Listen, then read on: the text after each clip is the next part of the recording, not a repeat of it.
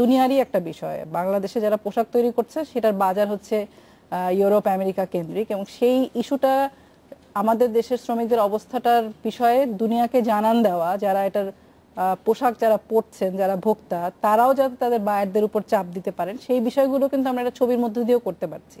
সেটা শুধু বাংলাদেশের শিল্পীরা করছেন না বা বাংলাদেশের আলোকচিত্রীরা করছেন না, নানা বিষয় নিয়ে কাজ হচ্ছে। যেমন এবার ছবি মেলার বিষয় হচ্ছে ইন্টিমেসি।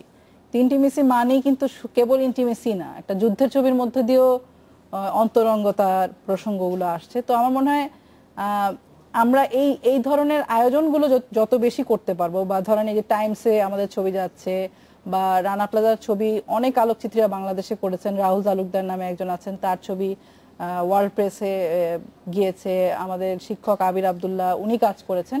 এই কাজগুলোর মধ্য দিয়ে কিন্তু আন্তর্জাতিকভাবেও আমাদের যে কাজ শিল্পীরা করছে সেই জায়গাগুলো তৈরি হচ্ছে। তো কোনোভাবেই বলা যাবে না যে বাংলাদেশের শিল্পীরা আসলে মানে এই মাপকাঠিটা করা যাবে না। মানে মাপকাঠি করলেও আমরা বলতে পারবো যে অ্যাট পার ওয়ার্ল্ড স্ট্যান্ডার্ডের অনেক ক্ষেত্রেই হয়তো আমরা একটা বিরতিতে যাব। বিরতির পরে আনোয়ার স্যারের কাছ থেকে জানতে চাইবো যে পেশা হিসেবে এবং শিল্প হিসেবে দুইটি জায়গা থেকে আসলে আলোকচিত্র এবং আলোকচিত্রের শিল্পীরা এই মুহূর্তে কি অবস্থায় আছে, এবং সেটা আসলে মানে কোথায় থাকা প্রয়োজন সেই জিনিসটা যথাযথ আছে কিনা, এটা আমরা একটু জানতে চাইবো একটা বিরতি। আজকের বাংলাদেশে যাচ্ছে একটি বিরতি হচ্ছে।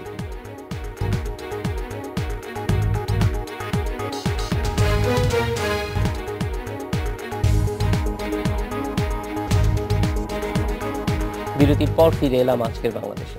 আনোয়ার হোসেন, আমরা একটু শিল্প এবং পেশা হিসেবে আসলে বাংলাদেশের আলোকচিত্রীরা কোন অবস্থায় আছেন?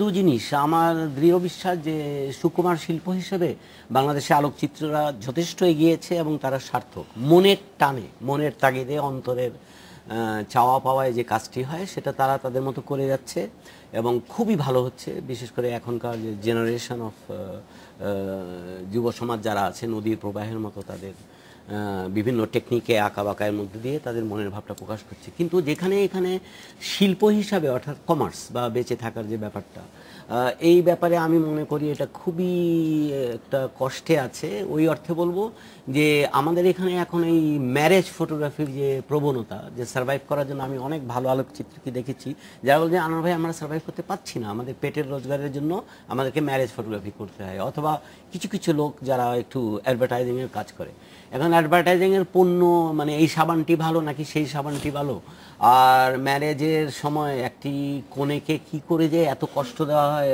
বা আমি এটা বুঝি না। হ্যাঁ, এটা নিয়ে আমাকে রসিকতাও করেছে আন্তর্জাতিক পর্যায়ে যে তোমাদের দেশের মেয়েরা এত, বাঙালি নারী এত অবলা বা এত বনলতা সেন, তারা কি করে ফটো সেশনে একের পর এক এইসব ছবি দেখি। আমি বলি জীবনের একটি দিন, এটা অসুবিধা কি আছে। তো সেদিক দিয়ে সার্থক না হওয়ার প্রধান কারণ যে যেমন ধরেন আপনাদের টিভি স্টেশন, এটাতে কয়জন প্রশিক্ষিত ফটোগ্রাফার বা ক্যামেরাম্যান আছে আমি জানি না। বাংলাদেশে 30টি টিভি স্টেশন, এতগুলো কাগজ, এত কিছু।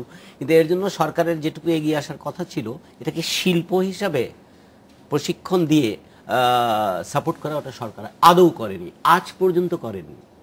এবং এই কে স্বাধীনতা ঘোষণা দিল অথবা হরতালের পর হরতাল, বিভিন্ন জনদের রাজনৈতিক সমস্যা নিয়ে, ধর্মীয় সমস্যা নিয়ে লোকে ঝগড়া করেই যাচ্ছে। তার মধ্যে অসাধারণ কিছু ছবি, কিছু আলোকচিত্রী করছে। কিন্তু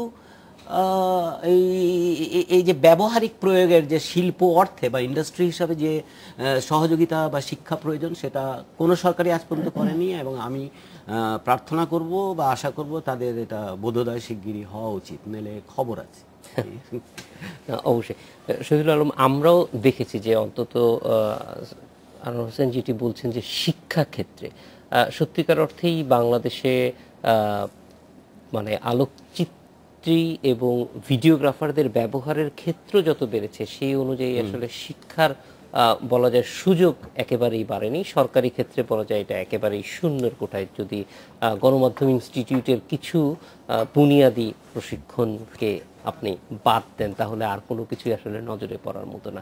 এই জিনিসটা কেন হচ্ছে? মানে অথচ একই সঙ্গে দেখা যাচ্ছে যে যেখানে ধরেন সাংবাদিকতাকেই যদি ধরি, সাংবাদিকতার ক্ষেত্রে কিন্তু প্রায় সব কয়টি সরকারি বিশ্ববিদ্যালয়ে একটি করে সাংবাদিকতা বিভাগ আছে, শিক্ষার ক্ষেত্রে এই দৈন্যটি কেন তৈরি? দুটো কারণ আমি মনে করি। তার মধ্যে একটা হচ্ছে যারা সিদ্ধান্তকারী তারা কিন্তু অক্ষরের মানুষ এবং তারা অক্ষরের বাইরে বোঝেন না। আমি অনেকের সাথে যখন কথা বলি, বক্তৃতা দিতে গেলে তারা ঠিকই বলবেন একটা ছবি 1000 শব্দের সমান, কিন্তু বাস্তবে তারা এটা বিশ্বাস করেন না। আমাদের পত্রপত্রিকার মধ্যে আপনি একটা একটা সংবাদ যদি ছাপান, সেটা কখনোই একজন দক্ষ লেখা শিল্পীর কে না দেখিয়ে করবেন না।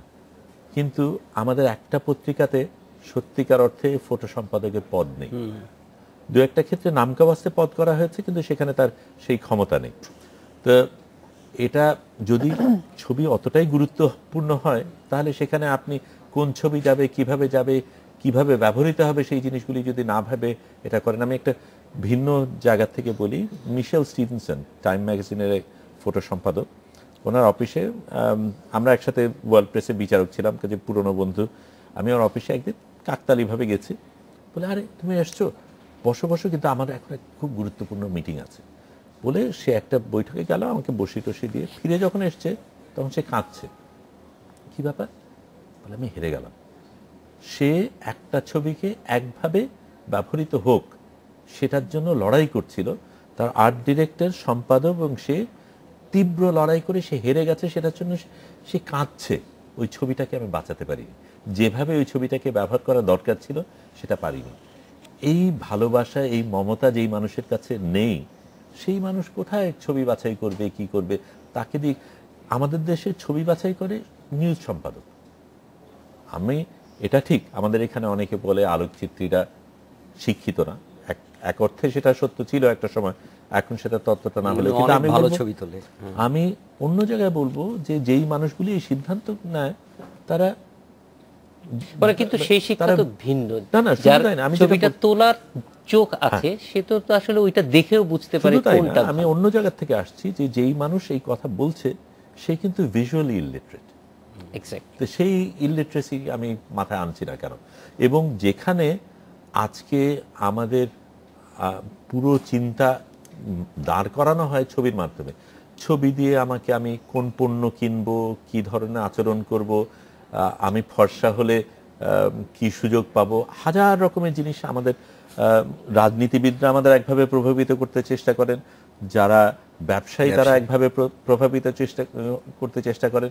অনেক দিক থেকে এই জিনিসটা হচ্ছে সারা পৃথিবীতে সত্যিকার অর্থে ছবির মাধ্যমে আমাদের নির্মাণ করা হচ্ছে, অথচ এই ভাষা শেখানোর ক্ষেত্রে কারো কোনো মাথা ব্যথা নেই। এবং আমি মনে করি এই মাথা ব্যথা না থাকাটা একেবারে স্পষ্টভাবে ইচ্ছাকৃত, কারণ এই মানুষগুলি যারা সিদ্ধান্তকারী তাদের ছেলেমেয়েরা কিন্তু বিদেশে গিয়ে অন্যান্য জায়গায় ঠিকই শিখে নিচ্ছেন। সাধারণ মানুষ যদি না শেখে, না বোঝে, অজ্ঞ থাকে, তাহলে তাদের নিয়ন্ত্রণ করা এবং তাদের উপর ক্ষমতা প্রয়োগ করা অনেক বেশি সহজ, এবং এটা রাখাই বোধহয় তাদের চিন্তা।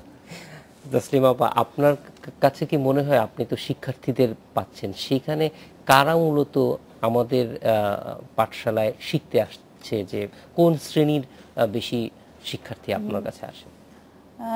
বেশিরভাগ শিক্ষার্থীরাই মধ্যবিত্ত থেকে আসা।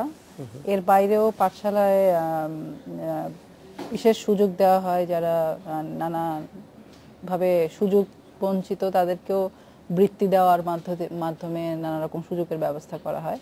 তবে আমার কাছে যেটা মনে হয়, আপনি একটু আগে যে প্রশ্নটা করলেন সেটা আলম ভাইয়ের সাথে আমি একটু যোগ করতে চাই। যেমন আমার কাছে মনে হয়, যখন আপনি বলছিলেন যে বিশ্ববিদ্যালয়গুলোতে কেন আসলে মানে এই ফটোগ্রাফির জন্য আলাদা কোনো ডিসিপ্লিন নেই, সেটা আমার কাছে যেমন ধরেন সঙ্গীতের আলাদা বিভাগ আছে, সাংবাদিকতার আছে, পেইন্টিং এর ভাস্কর্যের জন্য আছে, কিন্তু এখন পর্যন্ত আলোকচিত্রটাও সেই জায়গায় আসে নাই। তার মানে আলোকচিত্র মাধ্যমটাকে শিল্প মাধ্যমের একটা গুরুত্বপূর্ণ অংশ হিসেবে আমাদের রাষ্ট্র বা সমাজ এখনো আসলে গ্রহণ করতে পারেনি। সেই ক্ষেত্রে আমাদের আলোকচিত্রীদেরও আমার কাছে মনে হয় একটা খুব গুরুত্বপূর্ণ ভূমিকা আছে, যেটা আলম ভাই বা আমাদের যারা আছেন তারা কিন্তু এই দায়িত্বটা এখন পালন করছে। যে কারণে আজকে এখানে বসে আমরা আলোকচিত্র নিয়ে আলাপ করছি, সেটার একটা চাপ কিন্তু আছে। সারা বিশ্বের বিভিন্ন জায়গায় বিশ্ববিদ্যালয়ে আলোকচিত্র পড়াশোনার ব্যবস্থা আছে, আমাদের এখানে নেই। তো আমার মনে হয় যে এই ভাবনাটা পরিবর্তন করা, যে আলোকচিত্র একটা খুব গুরুত্বপূর্ণ যোগাযোগ মাধ্যম, শিল্প মাধ্যম, যার মধ্য দিয়ে আমি আমার চিন্তা ভাবনাকে প্রকাশ করতে পারি, যেটা চর্চার একটা একাডেমিক চর্চারও প্রয়োজন আছে, যেটা পাঠশালা করছে খুব ছোট পরিসরে, সেটা কিন্তু বিশ্ববিদ্যালয়গুলোতেও যুক্ত করা। এখন পাঠশালায় যে শিক্ষার্থীরা আসছে তারা আলোকচিত্র যে একটা নতুন মাধ্যম, সেটা সম্ভাবনার জায়গা থেকে আসছে। কেউ ভাবছে এইটা করে হয়তো তার পেশাদারি একটা জায়গা তৈরি হবে, এরকম নানা ভাবনা থেকে আসছে। কিন্তু এইটা আসলে একটা রাষ্ট্রীয়ভাবে যে একটা পৃষ্ঠপোষকতা দেওয়া বা রাষ্ট্রীয় উদ্যোগে বিশ্ববিদ্যালয়গুলোতে এটার ব্যবস্থা নেওয়া, এই বিভাগ করা, সেটা আমার মনে হয় আরো জরুরি। এবং সেটা করা সম্ভব হবে আমাদের আলোকচিত্রীরা যদি আরো গুরুত্বের সাথে এই মাধ্যমের জায়গাটাকে আমরা নির্মাণ করতে পারি। আমার মনে হয় সেই পথটা তৈরি হচ্ছে এবং দৃক পাঠশালা বা আমাদের, এবং একই সঙ্গে নিশ্চয়ই যেই প্রতিষ্ঠানগুলোতে আলোকচিত্রীরা কাজ করছেন সেইখানে আসলে তাদের পদায়ন, তারা